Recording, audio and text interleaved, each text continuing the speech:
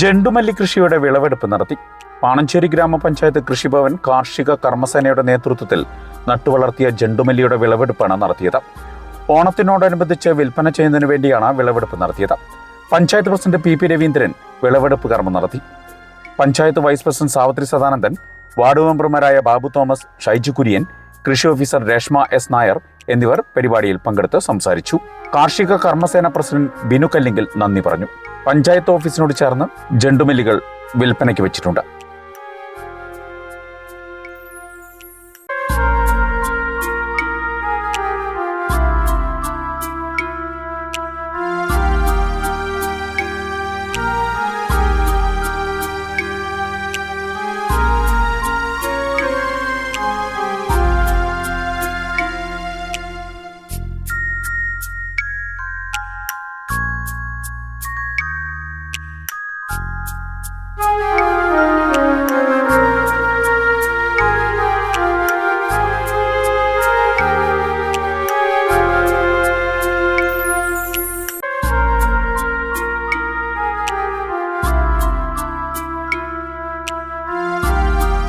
പാണഞ്ചേരി പഞ്ചായത്തിൽ 14 പേരടങ്ങിയ കാർഷിക കർമ്മസേന പ്രവർത്തിക്കുന്നുണ്ട്.